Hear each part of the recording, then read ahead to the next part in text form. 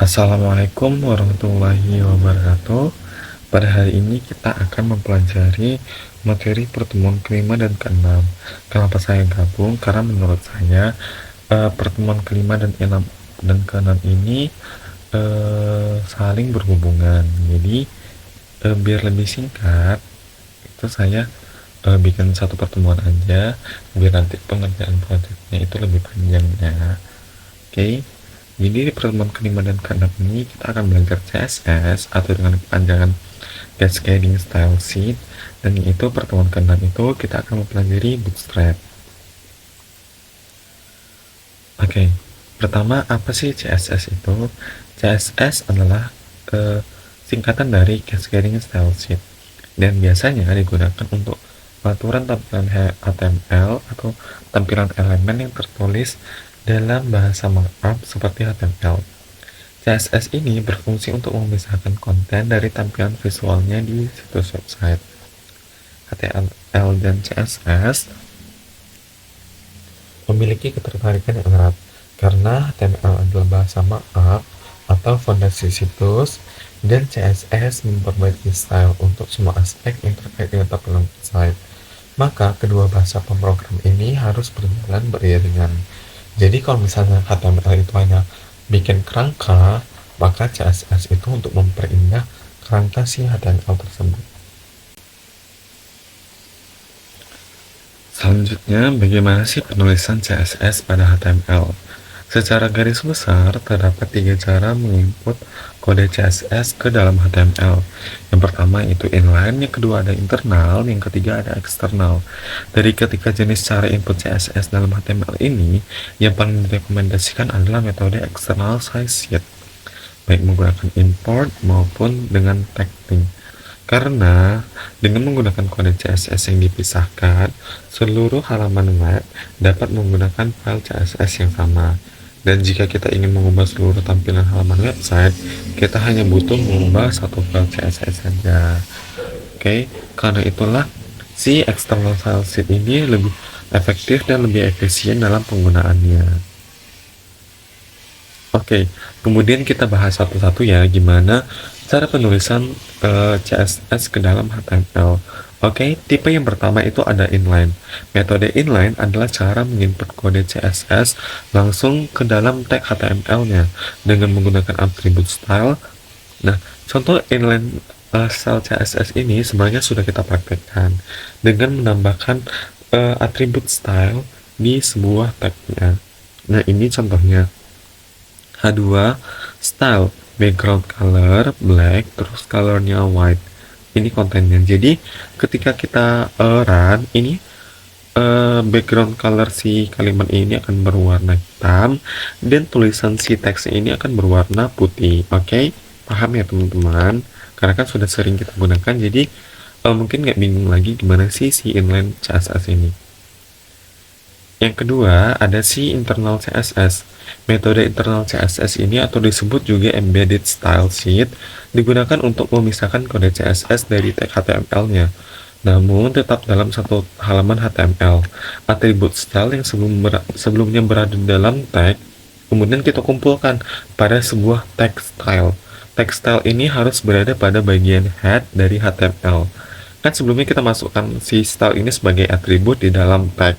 Kemudian ketika kita menggunakan internal CSS, dia itu style ini menjadi tag gitu. Kita gunakan tag style, dia itu di antara si head, di bawah title dan di dalam si head. Oke. Jadi di H2 kita panggil dulu si tagnya. H2 baru background color black dan colornya menjadi white. Oke. Mungkin sampai sini paham ya teman-teman. Kemudian yang ketiga itu ada external CSS.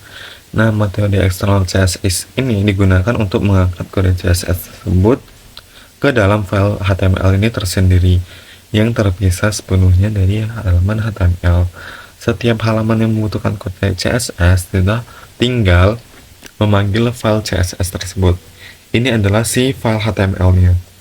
Kemudian kita bikin file baru dengan extension .css. Ini adalah si file CSS-nya tersebut.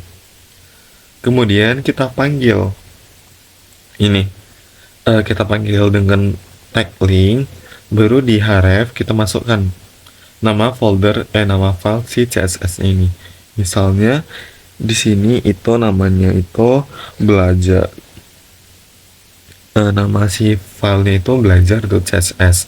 Berarti kita panggil si file belajar.css nya ini ya teman-teman. Oke, mungkin sampai di penggunaan atau penulisan kode CSS itu paham ya, ada inline, internal dan eksternal, di mana inline itu di dalam tag, internal itu di dalam file HTML dan di antara head, kemudian eksternal CSS itu penulisan CSS itu di luar file HTML dan menggunakan file.css, kemudian dipanggil di file HTML tersebut dengan link. Oke, paham ya teman-teman? Oke, kalau sudah paham, kita akan membahas selektor pada CSS.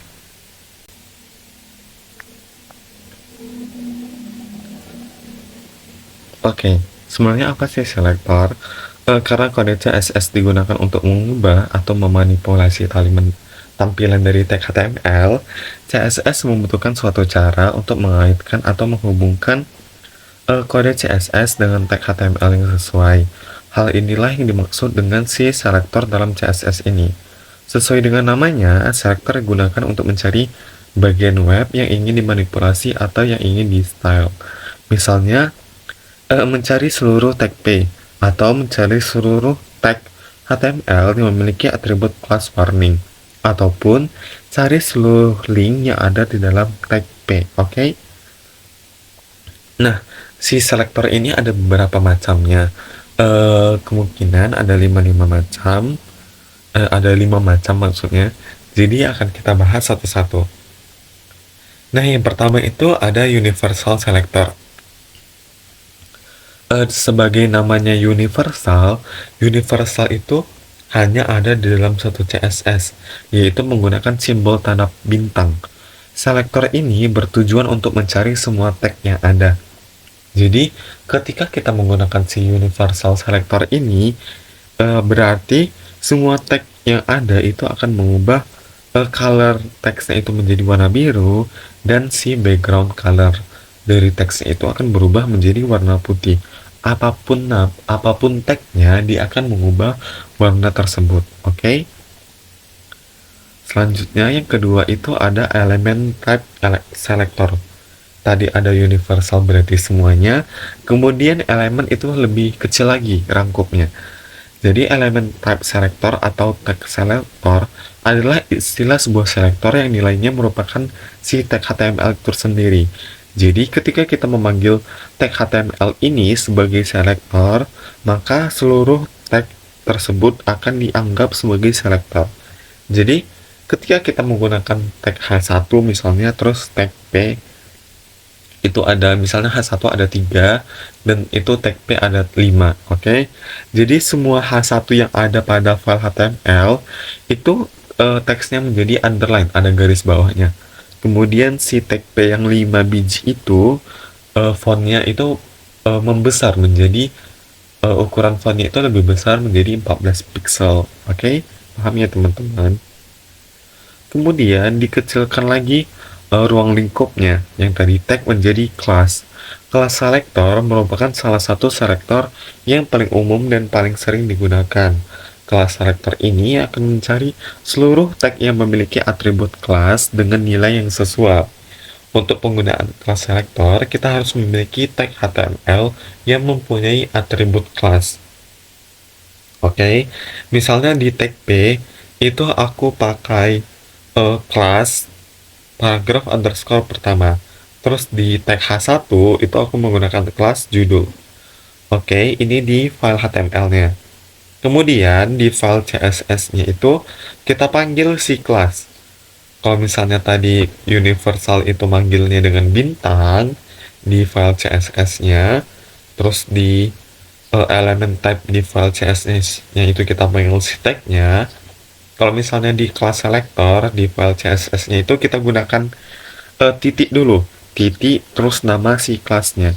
Jadi tag apapun, kalau misalnya ada kelas paragraf underscore pertama, itu dia akan mengubah warna menjadi warna merah. Kemudian di tag apapun dengan kelas dot judul, itu akan mengubah ukuran fontnya atau ukuran teksnya itu menjadi 20 pixel. Oke, paham ya? Jadi kalau memanggil kelas selector itu gunakan titik baru nama si kelasnya. Oke, kalau sudah dikecilkan lagi ruang lingkupnya menjadi ID selector. Nah, penggunaan ID selector ini hampir sama dengan kelas selector. Dengan perbedaan, jika kelas selector kita menggunakan atribut kelas, untuk ID selector ini kita menggunakan atribut ID. Oke, di tag P aku pakai ID paragraf underscore pembuka, terus di ID aku menggunakan judul underscore utama. Kalau misalnya di kelas kita panggil si eh, selektornya itu dengan titik, di ID itu kita gunakan tanda tagar.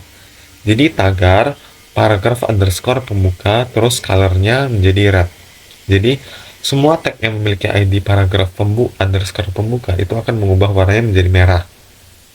Kemudian hashtag atau tagar judul underscore utama font size 20. Jadi semua tag yang memiliki ID judul underscore utama itu akan mengubah ukuran fontnya menjadi 20. Oke, paham? Terus yang terakhir ada atribut selector. Selector ini sedikit lebih advance dibandingkan dengan selektor-selektor sebelumnya. Atribut selector ini digunakan untuk mencari seluruh tag yang memiliki atribut yang dituliskan. Jadi kalau misalnya tag apapun itu ada atribut href, maka ukuran fontnya itu menjadi 20. Ukuran konten si href itu akan menjadi 20 ya. Kemudian kalau misalnya ada atribut type submit, ini di bagian form itu akan mengubah lebarnya itu menjadi 30 pixel. Saya paham ya teman-teman. Nah, jadi sekian untuk materi CSS. Kita bisa langsung ke prakteknya aja biar lebih paham lagi ya.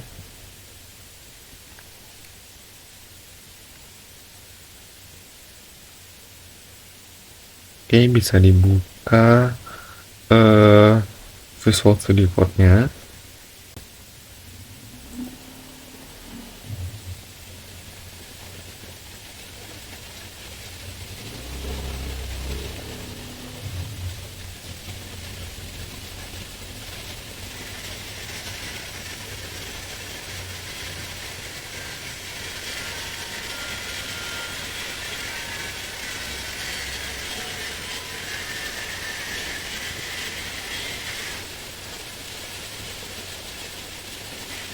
Oke, pertama kita akan praktekkan satu-satu dari cara penulisan si CSS.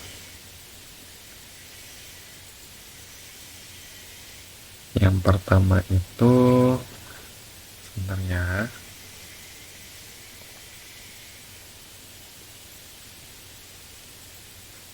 Oke, kita bikin aja dulu index.html.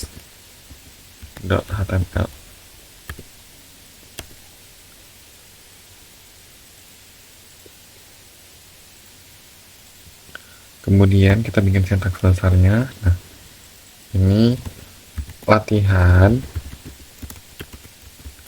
penulisan CSS. Terus di sini kita bikin H1, ini yang simple aja ya. Halo, selamat pagi. Oke, kemudian kita gunakan tag P lorem 50 aja ya. Nah, terus ganti view-nya menjadi WordMap. Nah, ini adalah sintaks dasar si HTML yang sering kita gunakan. Oke, yang pertama itu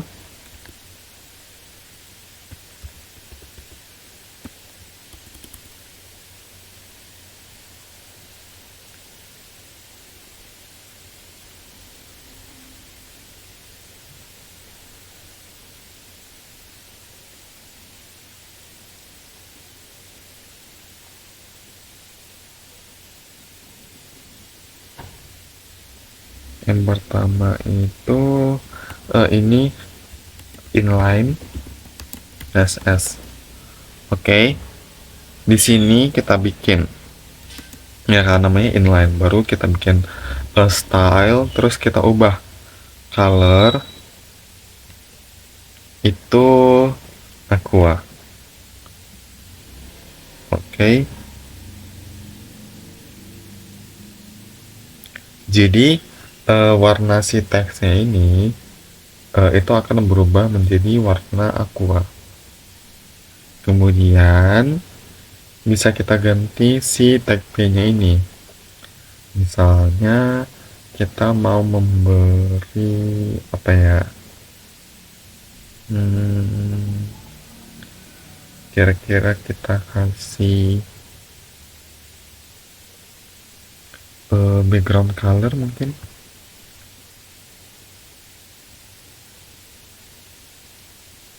Kita kasih style dulu, baru background color.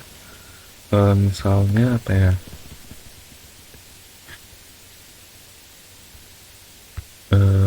Coral lah. Oke, baru kita run. Nah, ini udah terpanggil si CSS itu halo selamat pagi aqua. Kemudian di sini background color itu si warna coral. Oke, jadi paham ya teman-teman di penulisan si inline.css tersebut. Baru ini bisa kita komentarkan aja dengan Ctrl/. Baru kita bikin lagi internal CSS. Sini kita bikin lagi H1 halo selamat pagi.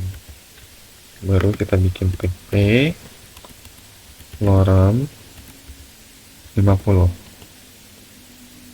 Nah, kalau misalnya tadi internal itu kan kita bikinnya itu dengan tag kan, berarti tag style.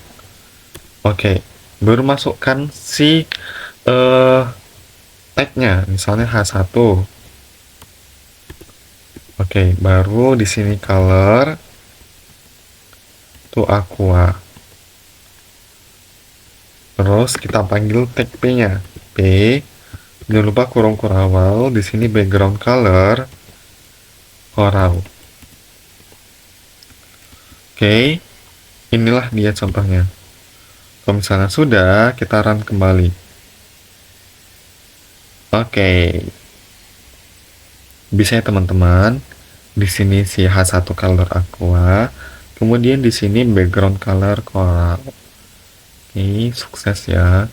Kemudian kita praktekkan lagi si external.css.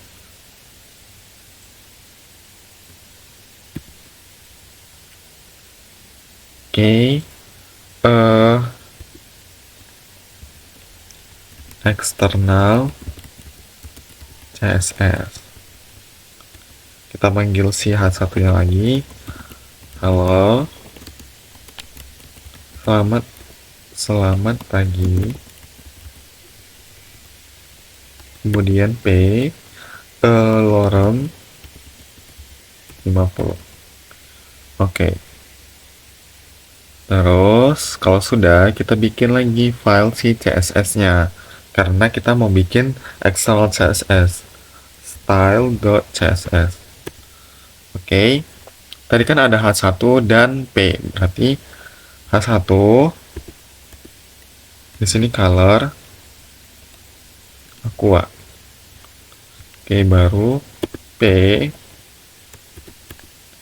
background color coral. Nah, ini udah ada si file CSS-nya. Terus panggilnya itu gimana? Panggilnya itu kita bikin link.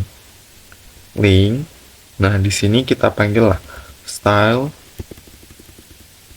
Kalau misalnya ada file CSS, nanti dia langsung ada nih muncul gini, style.css.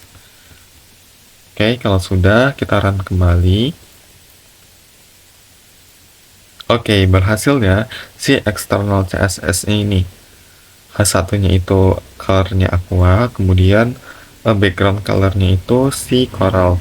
Kalau misalnya mau menambahkan itu di bawah gini, jangan di samping. Tambahkan misalnya background color black. Nah, jadi ini gini nih ya. Terus aku mau ganti font size. Font size 20 px. Nah, oke. Berubah kan ya teman-teman. Berarti si external CSS kita itu berhasil. Oke. Kalau misalnya sudah, kita praktekkan kembali atau kita lanjut ke praktek si selektornya. Kita bikin dulu file HTML lagi, index1.html. Kemudian kita bikin lagi si CSS-nya, style1.css. Oke, kita bikin lagi sintaks dasarnya. Latihan selektor.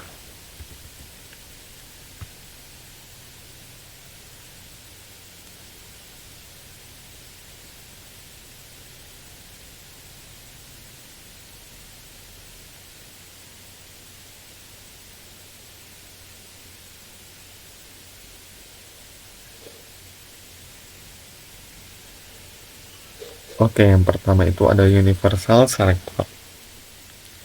Tapi kita bikin dulu ya kerangkanya. Yang simpel-simpel aja dulu. Halo, selamat pagi. Terus P, forum 50. View, WordWrap. Nah, oke, udah ada si ininya. Terus kita panggil si file CSS-nya. Link, baru file 1, oke, salah satu CSS. Jangan lupa. Karena kita untuk latihan yang ini kita pakai file salah satu .css. Kemudian pertama universal selector.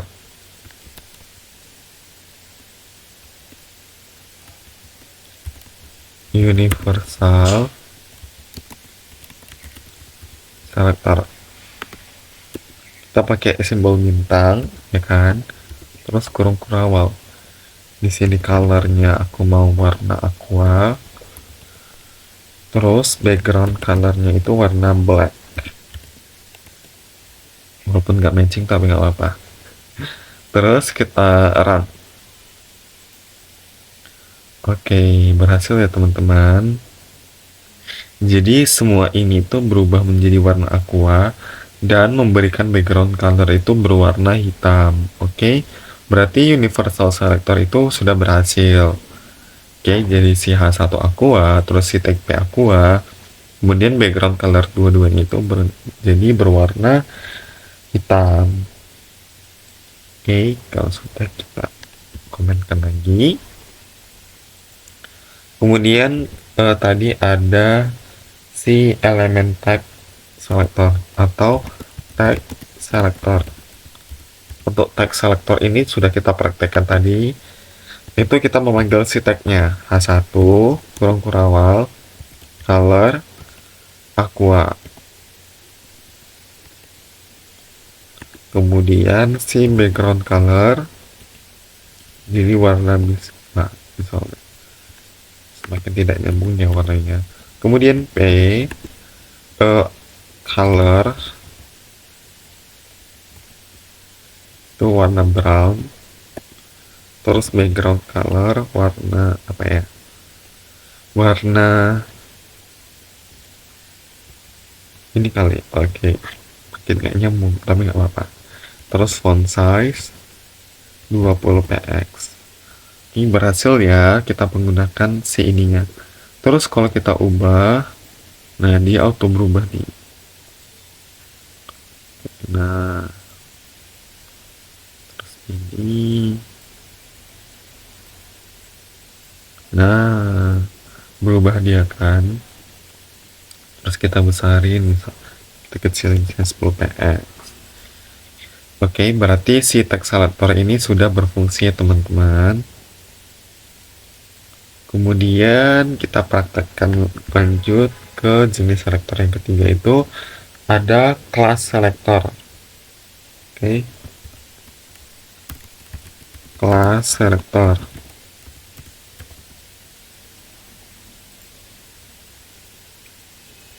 Ini kita komenkan lagi. Terus kita bikin kelas latihan penggunaan kelas.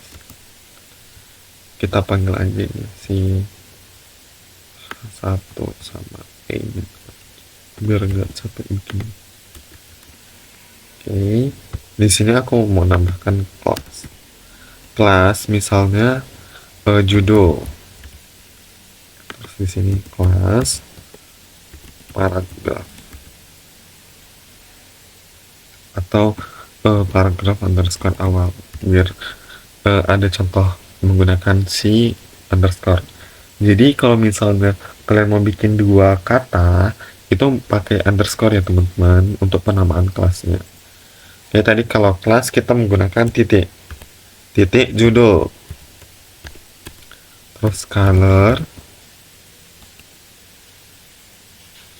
misalnya blue ya kan, langsung berubah dia. Kemudian titik paragraf underscore awal company, background color aquamarine. Oke, terus font size 15 px. Oke, terus font ya apa ini, font family kita ganti, misalnya aku mau pakai ya ini aja aku real. Nah berubah ya teman-teman, jadi bahwa si kelas selector kita itu berfungsi. Kita gunakan kelas judul dan paragraf awal, terus kita panggil dot judul dan dot paragraf awal, di mana ada CSS si judul itu warna biru dan CSS si paragraf awal itu ada background colornya aquamarine, font size nya 15, kemudian ada font family atau jenis fontnya itu kita ubah menjadi si Courier New. Oke, kalau sudah kita lanjut ke yang keempat, ada ID selector. ID selector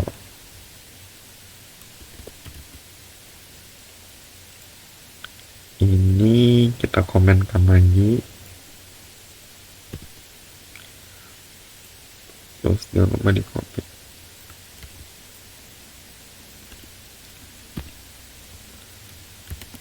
Latihan penggunaan ID, latihan selector universal dan tag.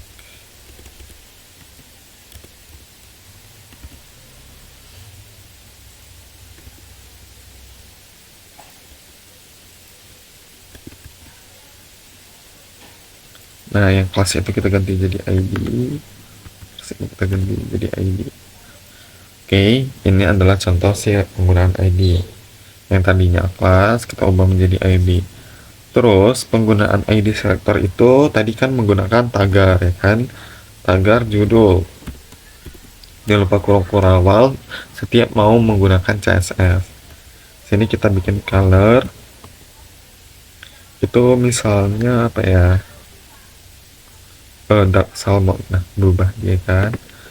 Kemudian background colornya aku mau brown.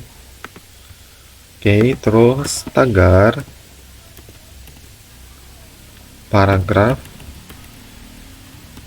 terus pada awal, terus background color kita ganti menjadi misalnya coral, terus font size nya kita ganti menjadi 20 px.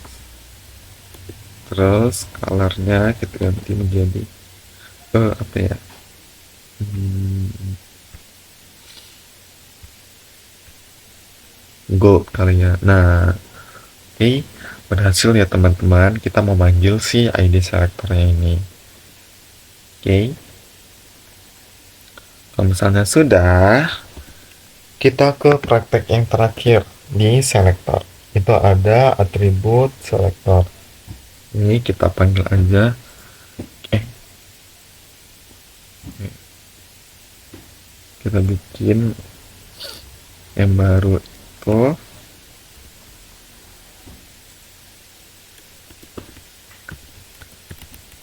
latihan atribut selector. Kita panggil aja href langsung. Misalnya https tadi instagram.com/aa terus ini Instagram. Oke, baru di stylenya di sini kita bikin lagi apa tadi, atribut selector. Ini kita perindah lagi, kita rapiin aja biar tahu perbedaannya.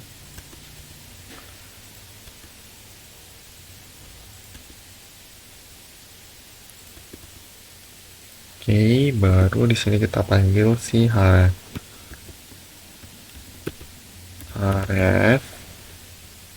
terus kurung awal. Nah, font size 20 px. Nah, oke, berubah kan, kelihatan kan perbedaannya nih, tuh. Nah, oke, terus kita kasih background color black atau black, nah yang gelap kali ya. Oke, bisa nggak kita kasih warna color misalnya white. Oke, berarti bisa ya kita kasih warna di atribut selector yang tadinya warnanya biru menjadi warna putih, terus kita kasih background color berwarna hitam, dan kita besarkan si font size nya itu menjadi 20 px. Oke, berarti atribut selector kita itu sudah berhasil. Jadi untuk latihan atau penjelasan saya tentang HTML dan CSS itu hanya sampai sini aja. Kemudian kita lanjut ke Bootstrap ya teman-teman.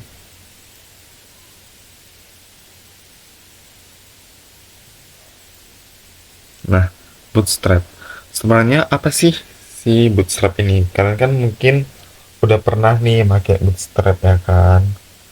Terus juga, atau mungkin yang cita-citanya menjadi web dev mungkin udah nggak asing lagi sama apa namanya itu dengan Bootstrap.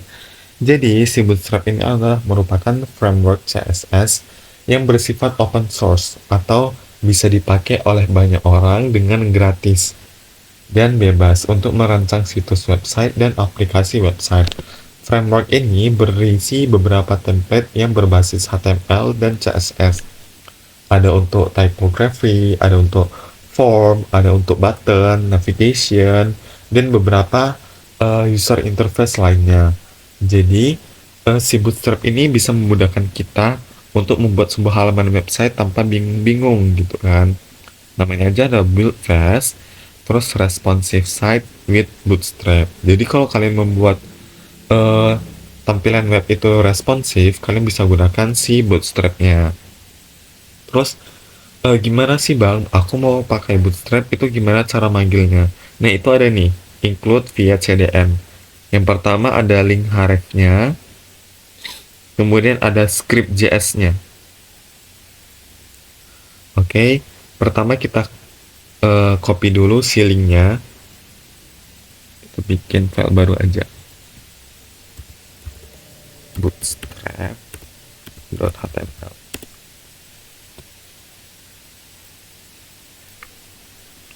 Oke, kita bikin struktur dasarnya. Terus, nah, kita simpan tadi linknya, kita copy itu di sini, di bagian antara head. Kemudian kita panggil si ini scriptnya itu di dalam body. Oke, begini ya teman-teman. Ini cara memanggil Bootstrap online. Kalau misalnya mau memanggil Bootstrap secara offline, itu kalian harus download dulu. Kalian download dulu yang ini.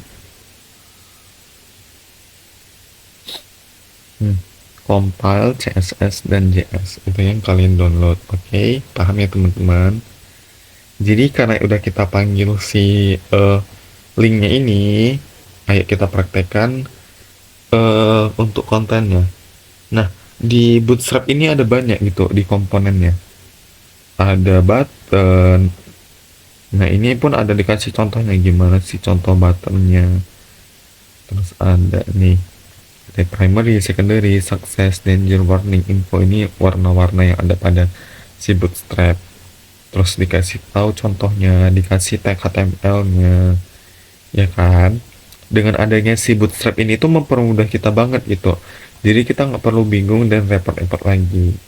Terus ada card, langsung lagi dikasih contoh bentuk card itu gimana. Terus ini ada tagnya. Terus ada drop downs kayak gini kan, kayak keren banget gitu kan. Terus ada navbar, kayak nggak perlu ribet-ribet lagi kalau kalian mau bikin si navbar. Oke. Nah, kita coba dulu dengan bikin si navbarnya. Oke, kita copy navbarnya. Nah, ini dia si sintaksnya. Udah sangat panjang ya. Kita show preview dulu.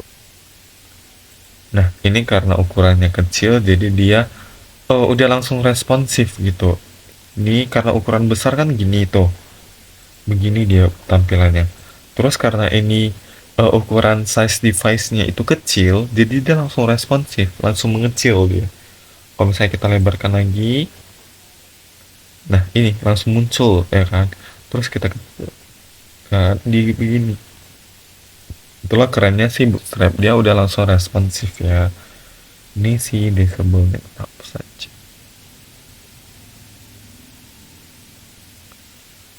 Ini dia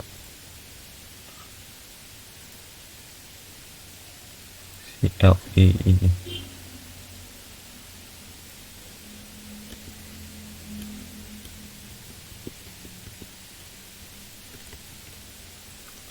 Oke, sudah hilang si itunya, si disable-nya. Oke. Terus kita bikin juga si CSS-nya.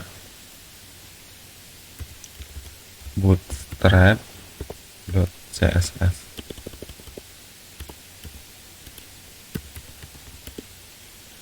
Oke, kita pindahin ke sini aja.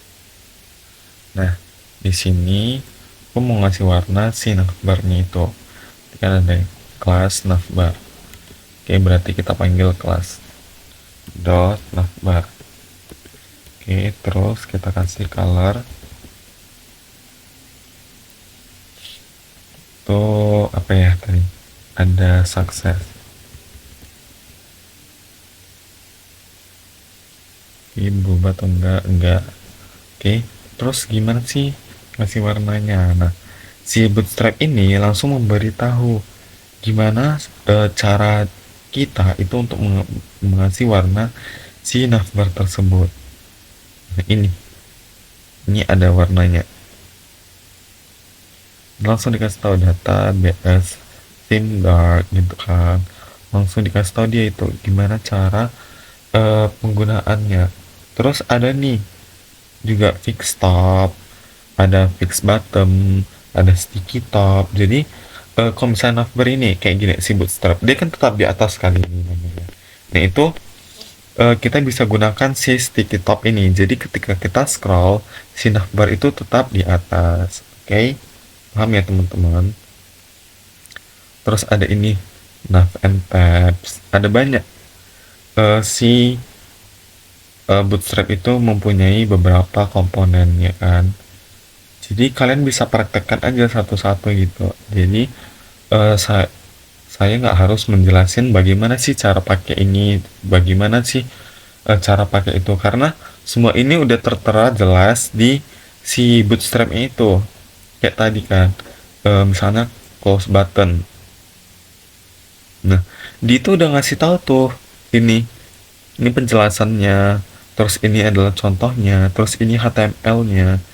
Udah sangat jelas dia memberitahu bagaimana contoh dari si komponen tersebut gitu loh. Jadi kalian nggak perlu bingung-bingung gitu kan gimana penggunaan. Yang penting kalian sudah tahu gimana cara manggil si bootstrap tersebut. Dimana tadi linknya itu kalian letak di dalam head, terus si JS-nya itu kalian letak atau si scriptnya itu kalian letak di dalam si body. Oke, paham ya teman-teman? Jadi mungkin sampai sekian aja atau sampai sini aja penjelasan saya tentang CSS dan Bootstrap. Jadi kalau misalnya ada pertanyaan, mohon ditanyakan melalui Komting, lalu Komting menanyakan pertanyaan kepada saya. Jadi kalian jangan ragu-ragu lagi kalau mau bertanya, dan jangan malu-malu untuk bertanya. Daripada kalian bingung terus untuk ngerjain projectnya makin bingung, itu kan sama-sama pusing kita jadinya. Oke? Jadi kalau ada apapun itu kalian bikin bingung atau nggak ngerti, itu mohon ditanyakan ya teman-teman. Jadi terima kasih udah mendengarkan video ini sampai habis. Apabila ada pertanyaan, mohon sekali lagi ditanyakan. Oke? Sekian dan sampai jumpa kembali. Assalamualaikum warahmatullahi wabarakatuh.